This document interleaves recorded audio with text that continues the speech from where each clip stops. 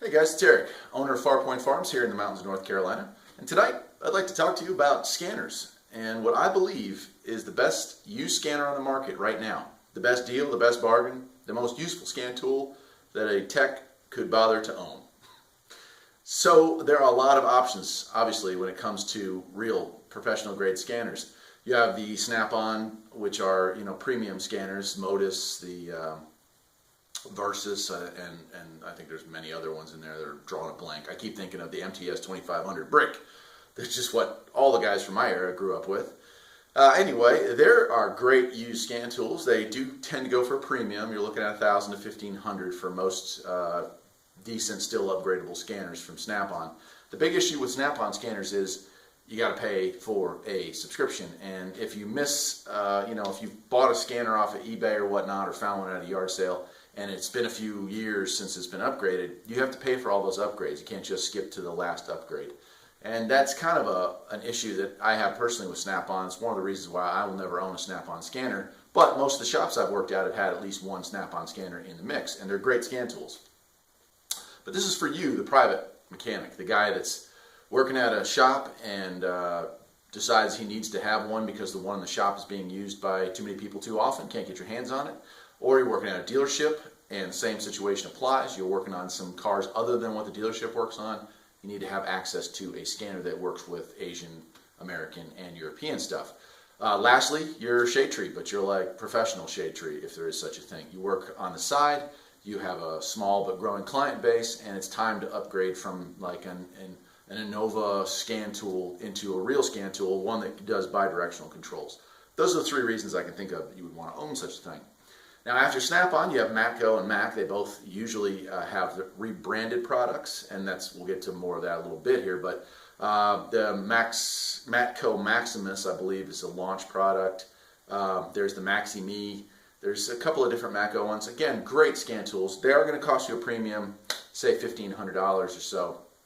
Their software is upgradable, and if it's missed a few cycles, it's not a big deal. They don't hit you over the head like Snap-on does. Lastly, you have some really high-end aftermarket pro-grade scanners, and the ones that come to mind for me at least are you have your OTC, you have Launch, and you have Autel. Autel is great. They have the DS708, which has been around for ages, and really that would be my number one pick for a used scan tool if it weren't for the fact that it's really a slow unit to play with. It's very good on Asian and European stuff, but it takes like over 40 seconds to update, to turn the unit on. And its biggest issue that I think every tech can agree on is it doesn't have a battery backup. So when you unplug it from the car or cycle the key on the car, all that information is gone, and you're looking at another 40 seconds cycle up time, plus surfing your way through all the menus to get back to where you were. For that reason alone, I don't recommend that as a good used scan tool. They've corrected all those problems with the Autel Maxi-Sys, which is like the upgrade. It has battery backup. It's a much faster operating system. Great tool. Also costs about $1,500. You may be able to get it for $1,100 if you get a bare bones one, but there's still the subscription, which runs about $600 a year. Not a big deal for a guy who's ready to invest $2,000, but here is my pick, and I'll tell you why. My pick for the best used scan tool for 2017-2018 has got to be the OTC Genesis, or the Genesis Evo. Both great scan tools. The Genesis Classic came out in the year 2000, maybe 1999. Originally it was a black button model. Here's a picture of what the black button units look like. I would avoid those. They have a slower processor, a little less memory. They can't be upgraded past operating system 3.0, which makes them quite antiquated. I think you're limited to like 2010 and back.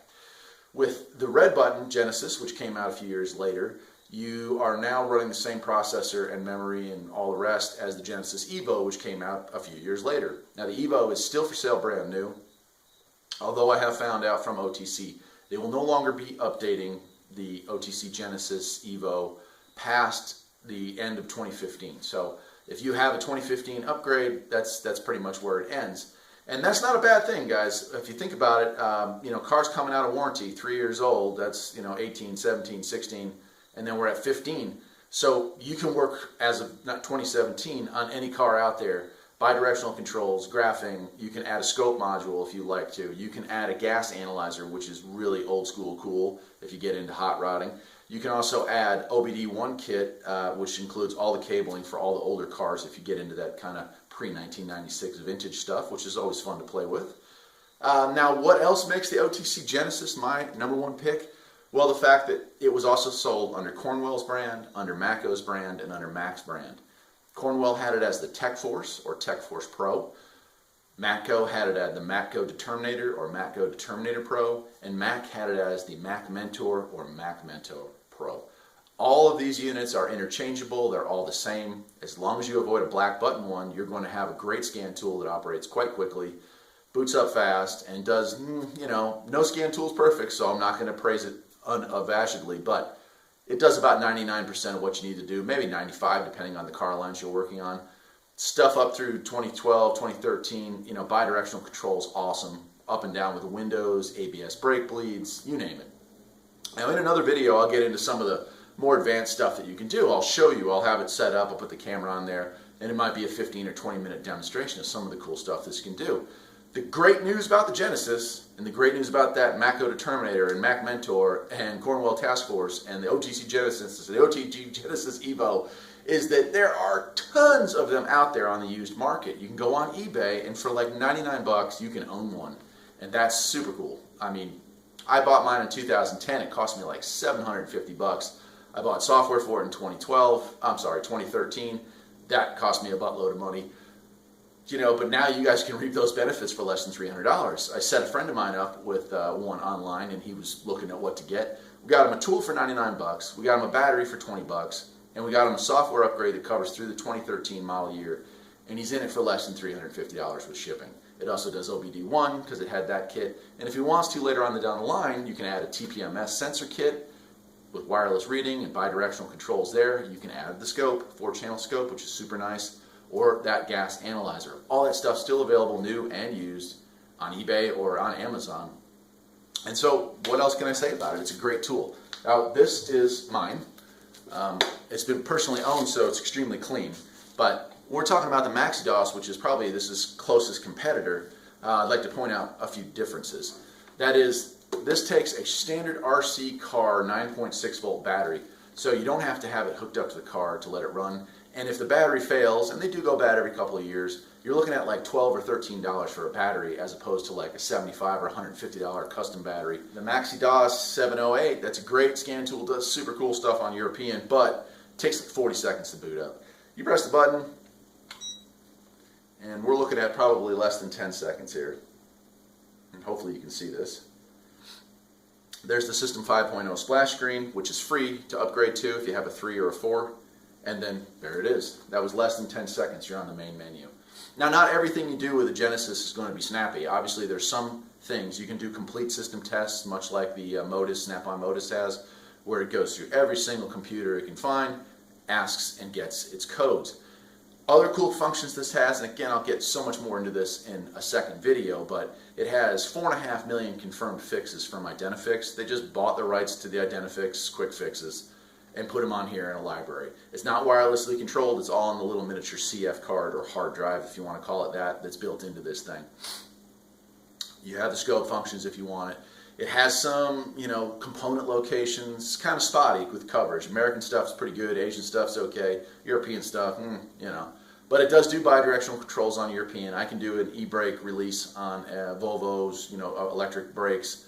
Super easy with this. I can do ABS bleeds on Ford products.